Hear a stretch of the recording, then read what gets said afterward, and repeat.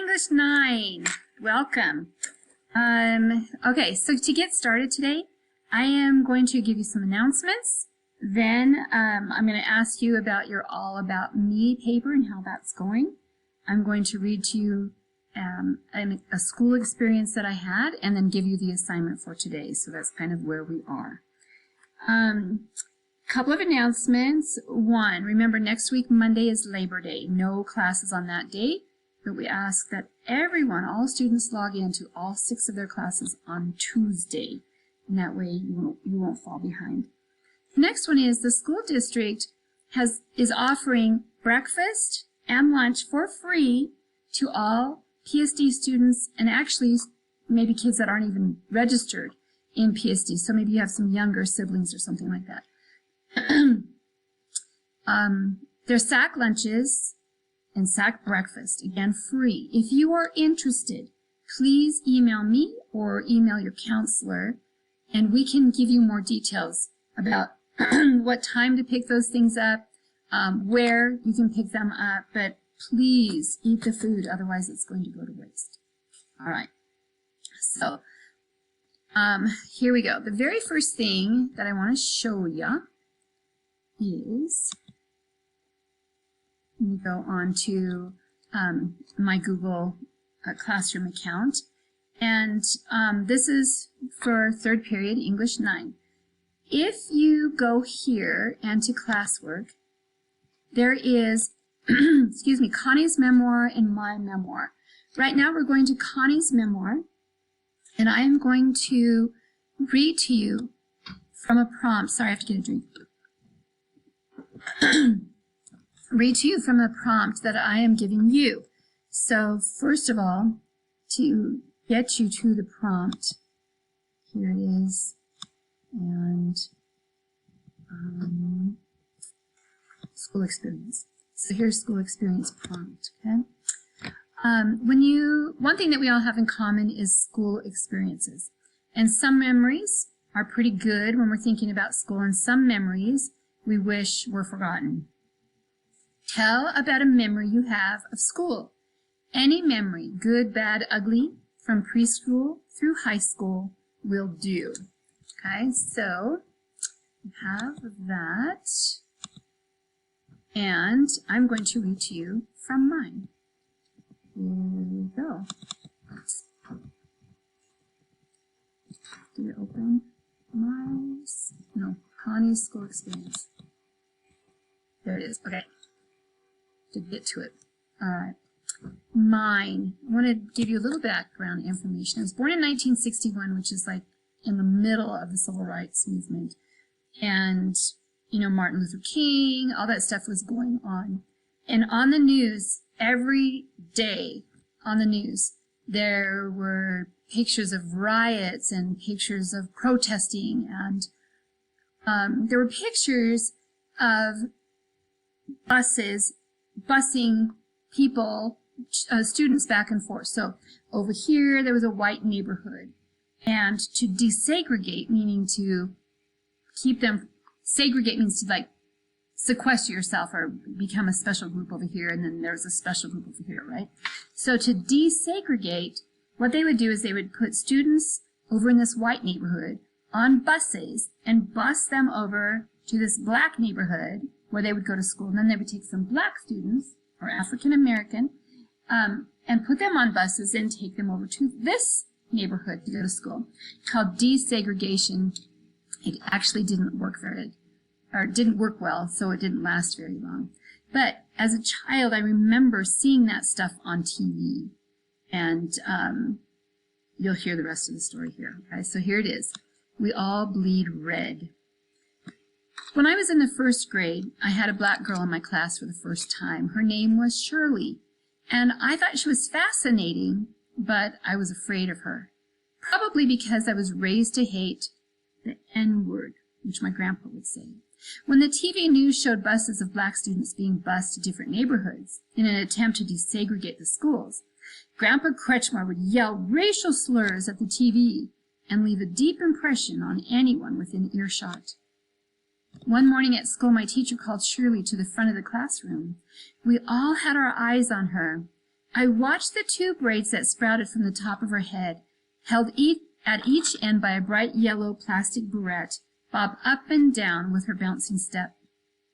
On the way to the front, a white boy stuck out his leg and tripped Shirley. Now remember, this is a true story. As she careened forward, I watched in horror as her left ear was severed from her face by the edge of a desk. She lay on the floor, writhing with pain between two rows of desks while our teacher barked out orders for someone to get the principal. None of us wanted to go because we all wanted to watch the drama unfold. There was blood everywhere. Our teacher took off her blue sweater and held it over the wound to control the bleeding. While she was on her knees, bent over Shirley's blood-covered body, and with tears streaming down her face, my teacher looked up at us and told us to all look at the life liquid all around us. Then, in her firmest voice, and between gritted teeth, she said, "Everybody bleeds the same color, no matter what color they are on the outside. That is what makes us all human and part of the same family." That is one of the most impactful lessons I ever learned. So, Grandpa, when I'd go to visit him, he was born in 1918 in Germany. And I wouldn't call him a Nazi, but he definitely had this kind of white supremacy attitude about him. And so I grew up around that. And I did not know how much that attitude was ingrained in me until I started having these kind of experiences. And it was just breaking down that wall that my grandpa had kind of built up, like that attitude of, we're white, so we're best. These kind of experiences helped break that down. Yeah. Oh, no, thank you. Thank you. Tim was asking if I wanted some lunch. No, thank you. That was nice of him. All right, so I'm going to go back to now your school experience. And please watch this. It's going to be really important. When you open it up here on the top, there's a chevron right there. Please click on that and open this with Google Docs. That will allow you to type right in the document. And then when it's time to turn it in, you can just share it with me. Chubble, C-H-U-B-B-L-E, at psdschools.org. And so let me show you where you can find that, okay? So, we go up to here. Oh, I want to go back to our class. Let me move this camera out of the way here. Okay, we're going to go to our class down here. Chubble, C-H-U-B-B-L-E, at psdschools.org. That's my email. So, one thing I want to talk to you, one more thing before you go. While you're writing, you need to be able to put yourself back into that situation and remember as much detail as you can and then tell the detail. And here's why. As the teller of the story, you already have the visual in your head. You can already see the pictures and you're just talking about it, right? But your reader, we can't see the movie that you have going on in your head. We have to be told what to visualize. And so there's this thing called creative nonfiction. Nonfiction meaning real. It's real. When you tell these kind of stories, stick to like what really happened. Stick to your thoughts and your feelings. Those things all have to be true. Those are nonfiction. But when it comes to creative, that means that, okay, so I'm 54 years away from this experience. I don't remember what color Brett Shirley had or what color my teacher's sweater was. I don't remember. So all I did was add a color. Shirley Brett's were yellow, my teacher's sweater was blue. And the only reason I did that is to help the audience be able to visualize what is going on. Okay?